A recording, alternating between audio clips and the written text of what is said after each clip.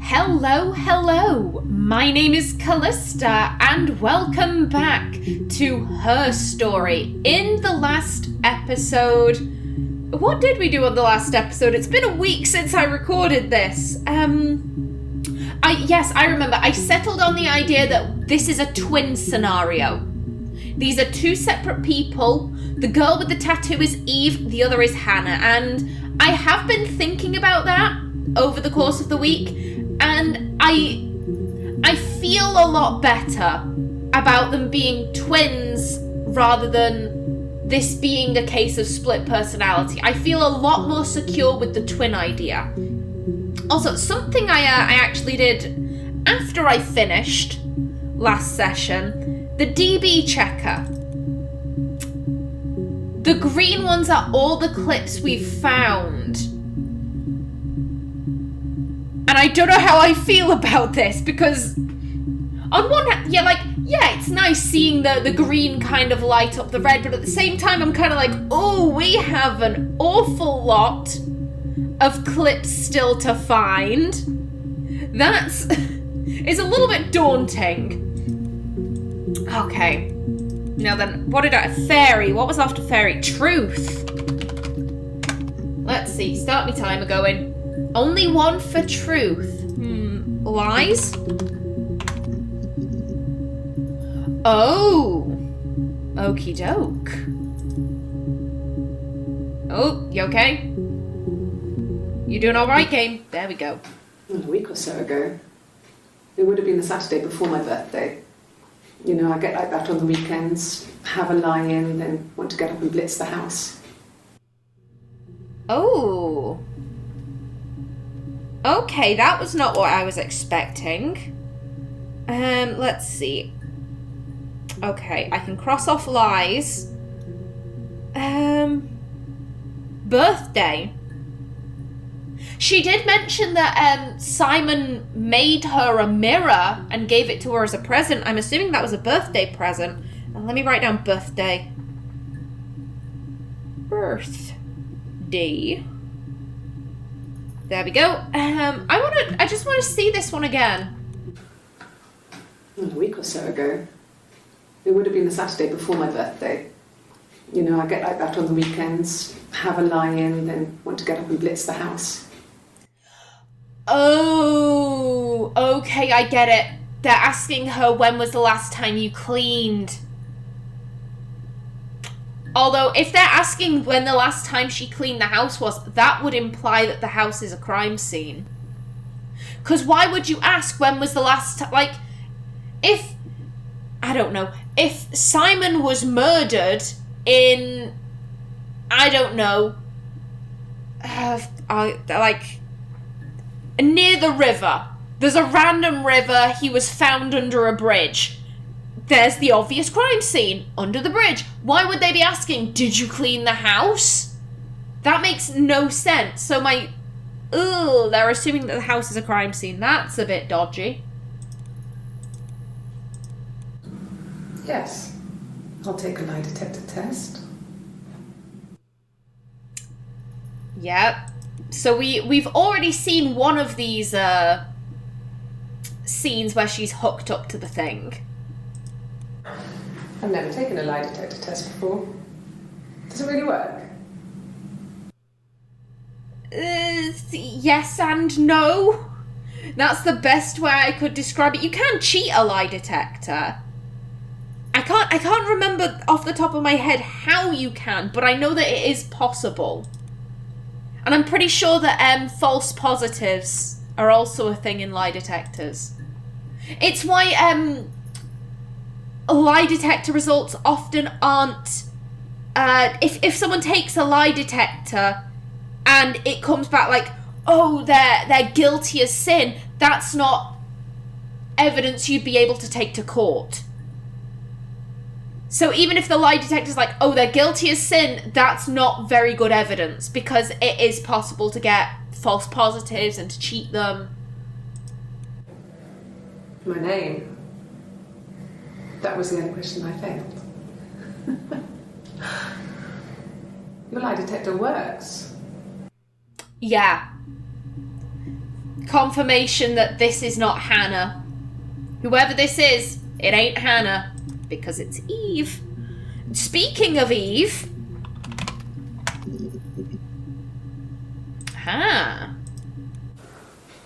Well, my friend Eve. I mean, she was a friend from when I was a kid. And she was always more popular with the boys, and I used to hate her for it. I mean, really hate her sometimes. Oh, that's interesting. So, okay, so this is where she was knocking. This is the same interview. So when does this one take place? 50 minutes past 3. And this is 53 minutes past 3. Okay, so she brings up Eve. Okay, it's right there. So she brings up Eve, they talk to her for a minute, the detective leaves the room, and she thinks that the camera's off, and she's like, oh, why are you talking about Eve? And then she starts tapping out that code.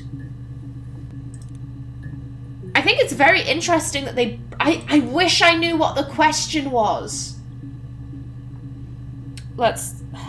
Well, my friend Eve, she was a friend from when I was a kid. Ooh.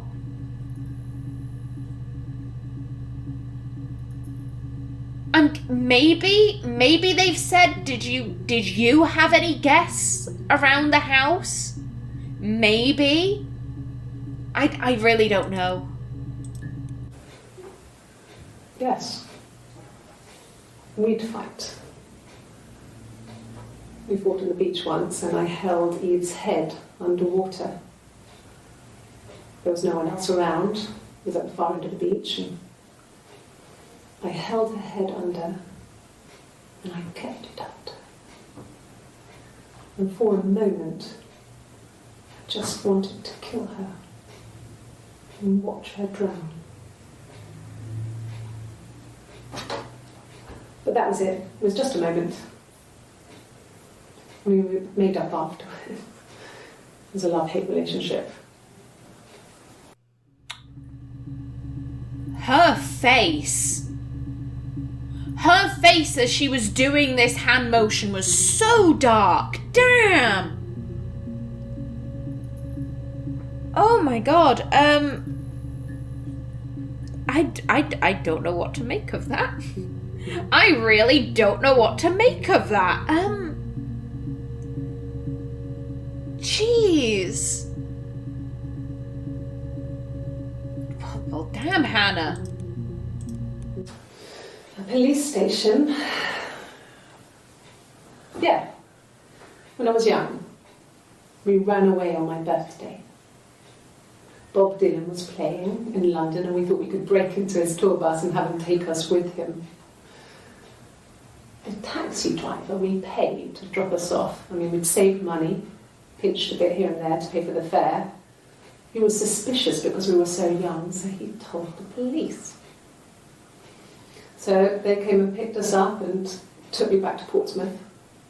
My mum picked me up from the station. But I blamed everything on my friend Eve, so my parents let me off.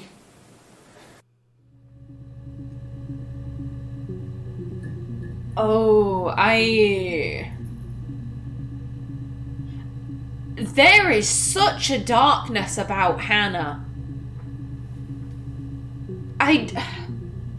When she said he was suspicious, so he told the police, that eye roll, because that wasn't like a sarcastic eye roll, that was like a I fucking hate him eye roll. And when you think about this was a taxi driver, he's got 2 young girls in the back of his car, and he's like, I'm a bit wary of this, so I'm going to drop them off at the police station. Clearly they've said, the question here was, have you ever been in a police station before? And she's had to admit this. But like I said, taxi driver, he's suspicious, 2 young girls, he drops them off at the police station, and even as an adult, however many years later, she's like, I can't believe him. What an asshole. It's like, what?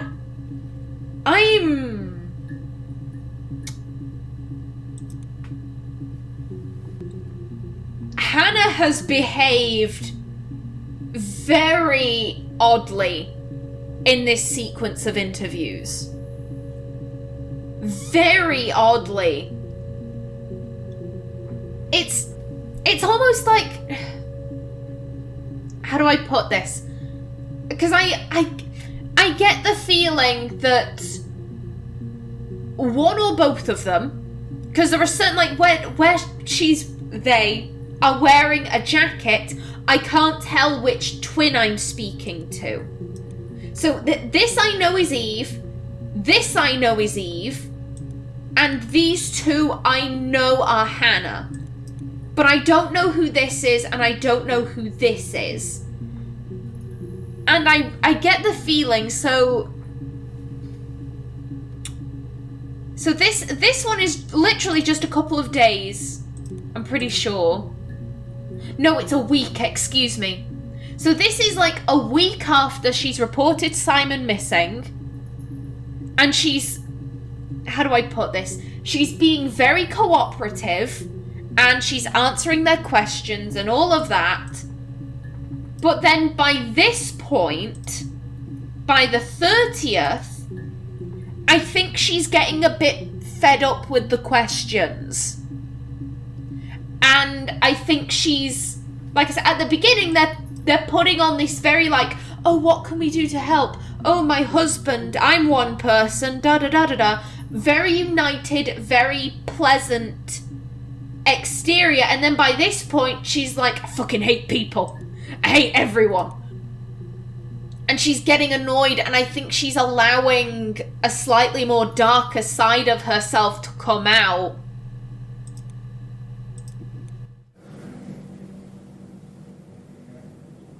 My mother called me Eve.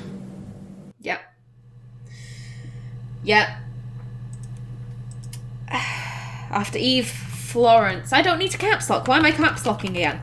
Florence. Oh, 3 for Florence. Florence took me home with her.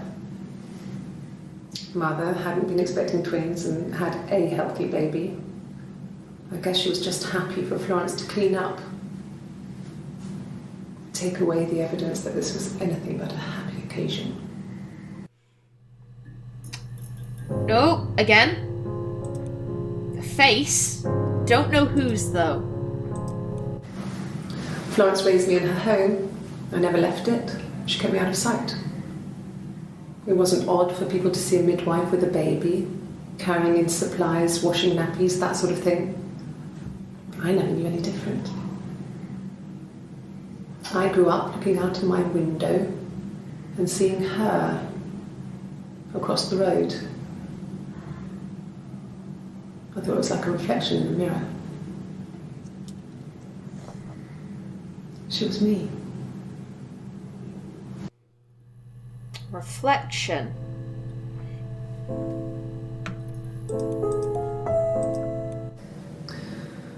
Florence was a warm, kind person. But she was broken, I guess. When I found her diary, I also found a biscuit tin with other stuff in it. Older papers, letters, that kind of thing. Her story wasn't there. I never really spoke to her about it. I was far too young to really understand, I guess. I just put it together later, once I was older. She had loved children, planned to have a large family, but her husband died in the war. And that was back when you married for life. She never felt like she could marry again. Isn't that strange? She was a widow from her 20s. But, I mean, I guess it was different then. You know, you married for life and she felt she could never marry again. I guess it was harder, a war widow. One of the dead. I don't know, maybe there was more to it than that. I don't really know. Okay. So So I know I have seen this last one, but I want to watch it again. I just want the full story of Florence. No. It was just me and her. Eve was the name they were going to call their first child. They talked about it and were going to try when he came back. Florence's family had a history of firstborn girls, so they were convinced it was going to be a girl. It's hard to know if this is all true. These are stories I remember, that I read when I was a child. Maybe I misread, maybe I misunderstood. Sometimes it's hard to remember what happened last week. Okay. So, Hannah and Eve's biological mum, don't know her name, and I don't know Hannah's maiden name to be like Mrs. whatever. So the bio mum has twins. And Florence, who is, as Eve said, she's a war widow. She always wanted children, but her husband died, felt like she couldn't remarry, and thus was never able to have kids because, you know, this was back in the... I'm not entirely sure when this would be. If we're assuming that 11 years ago she was a teenager, because Hannah and Simon have been married for 11 years, and she looks quite young. So, 22 years, late 60s, early 70s perhaps, give or take 5 years. I think it would have been, and then we don't know how old Florence was.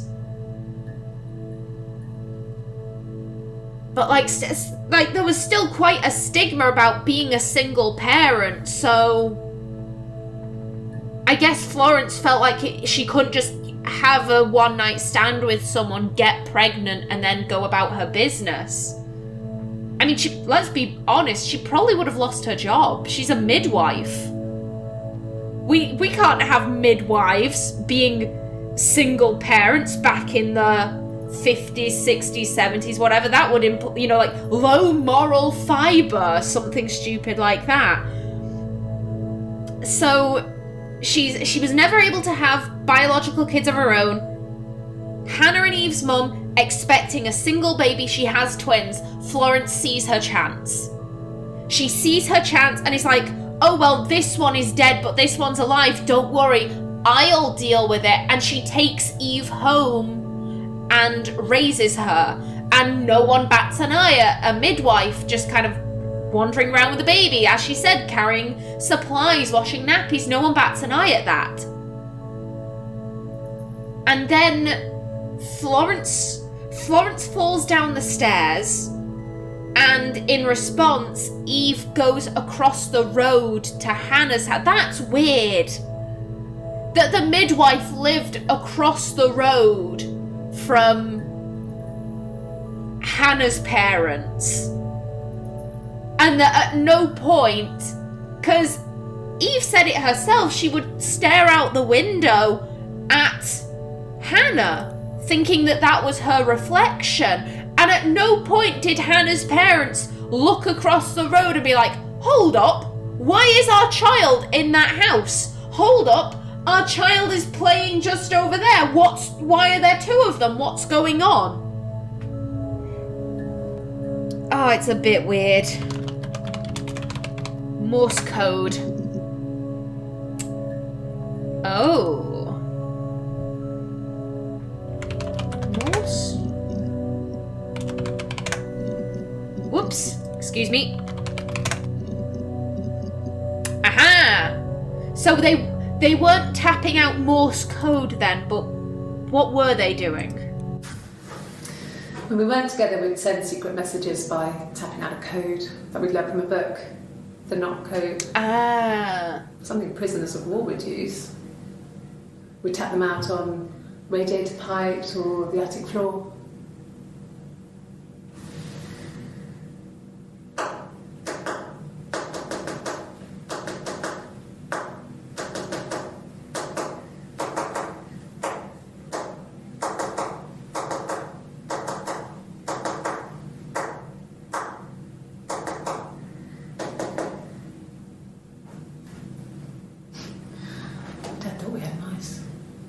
but they couldn't find any.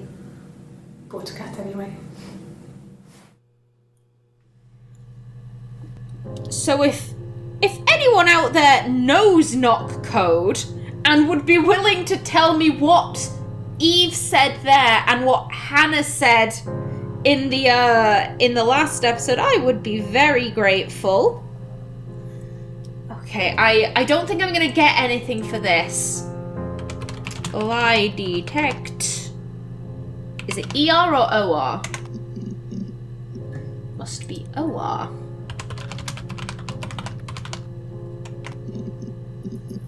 Yeah, all stuff we've got. Okay. Diary. Aha. No, he doesn't keep a diary. That's my thing. I've kept one, well, as long as I can remember, since I was a girl. It helps make sense of my day. And when you're forced to put something into words, it just gives you perspective. Everyone's on the same page.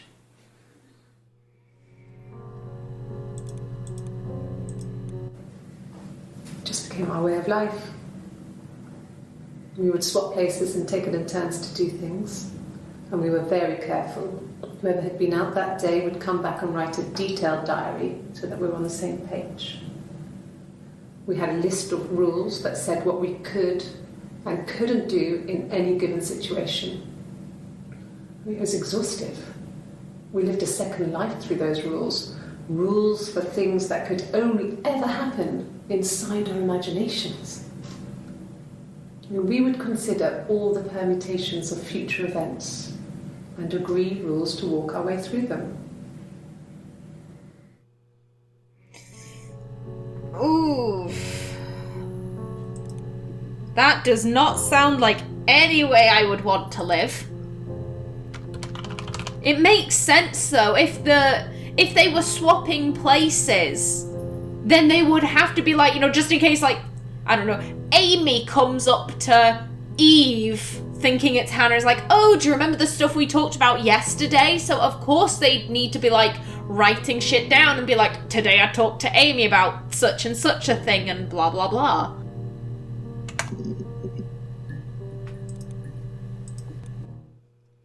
The mirror. I can't remember. I put it somewhere safe. Upstairs, I think. I haven't looked at it since.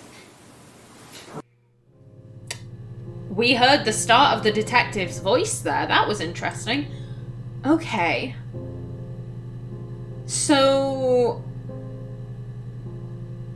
I'm trying to figure out the timeline of events here. So, I think this just must be her talking about, because apparently her birthday was at some time close to Simon's disappearance. And then here again, I remember this one specifically, she was like, oh, he made it especially for me. Then here she's saying, I've not, oh. I mentioned at the time, I found it weird that they had bagged up the mirror. They found parts of it on his clothes. And here she's saying, I've not been able to look at it since. I'm guessing that the mirror must be the murder weapon. Oof. Silverleaf? No.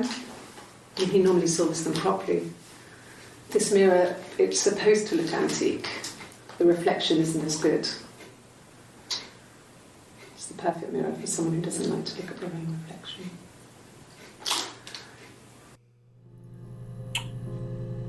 That I find so interesting. I find that insanely interesting. Because this is the same day where I think Hannah starts to unravel a little bit. And yeah, I'm just kind of thinking between what Eve was saying about the diary and the rules and what Hannah was saying about how much she hated Eve growing up.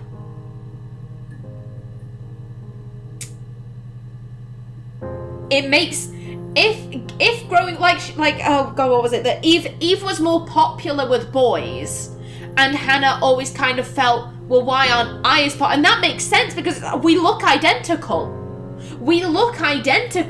So why is she more popular than I am? How has she been able to do this?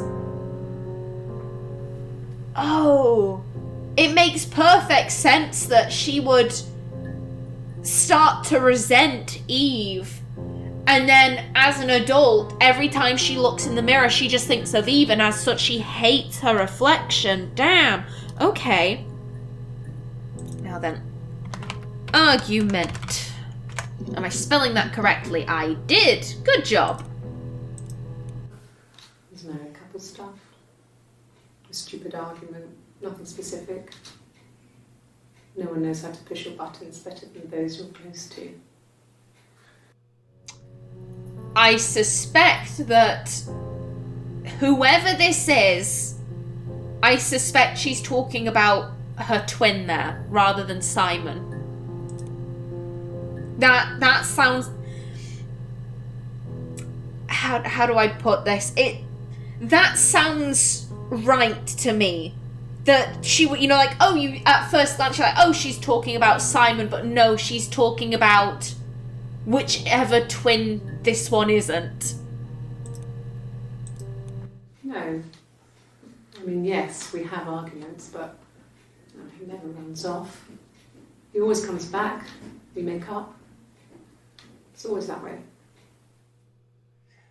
Okay, yeah, so this is the first day, and they're just kind of going like, are you sure something bad's happened to him? Are you sure he couldn't have just wandered off because of the argument? Yes.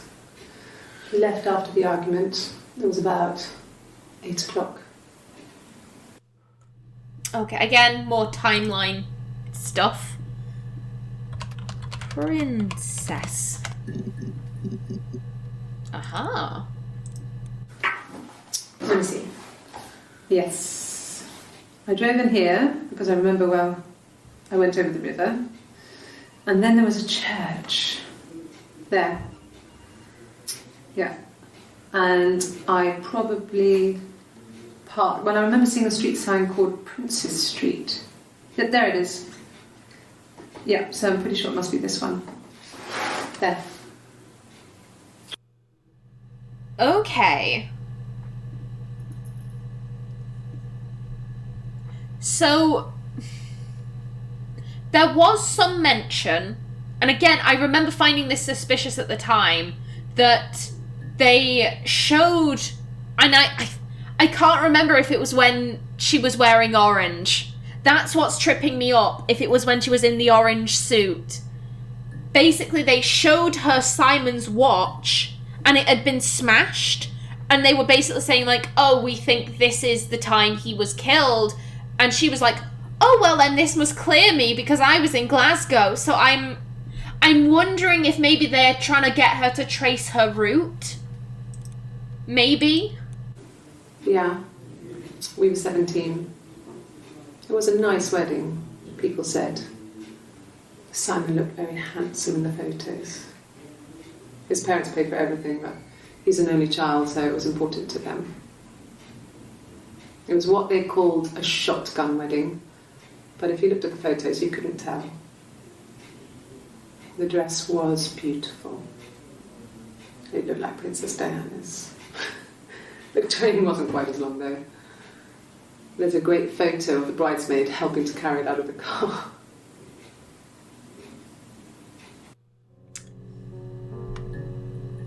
Okay, I really love that clip. I love that because if you catch that, she's talking about the photos. The photos are lovely. There's a great photo of the bridesmaid carrying it out the car because she wasn't there. She never saw it firsthand. Also, I hate Princess Diana's wedding dress. I think that was the ugliest fucking wedding dress. So it's so 80s. It's so 80s. I can't stand it. But okay, so they got married when they were 17. They've been together 11 years, so she's only 28. If my math is correct, yeah, 28. And yeah, there was a mention before. Someone said it was like before the pregnancy. It was like it was before the pregnancy. I've got that on my list already. And it was a shotgun wedding. So yeah, this was the fucking 80s. So of course, your son got our daughter pregnant, so they've got to get married now. Also, there were so many things in this. One, she looked so sad. Again, because she wasn't there. She's talking about this wedding as if it was hers, but it wasn't because she wasn't there. Two, all the times when she's like, oh, the photos, that's a great touch. And, oh, bugger, there was something else. There was a third thing. Fuck it, I'm watching it again. Yeah. We were 17. It was a nice wedding, people said. Simon looked very handsome. I remembered it. I've remembered it. It's coming up. His parents paid for everything, but he's an only child, so it was important to them. That he's an only child. Because Hannah and Eve have never mentioned any other siblings. At no point has it been mentioned that, oh yeah, we have a brother. So that's such a weird thing, because at this stage, assuming that they're like, oh yeah, this is one person, Hannah is an only child. So why would you comment on, oh, he's an only child, so it was important to his parents? You're an only child, aren't you? Why wasn't it important to your parents? Oh, I like that. I really like that clip. That was a good clip. Now then, I am out of time for this episode. In the next, hopefully we can continue figuring things out. But until then, please remember to like if you enjoyed, leave a comment below. And if you wanted to subscribe, it would be very much appreciated. I've been Callista. Thanks for watching, and see you in the next episode.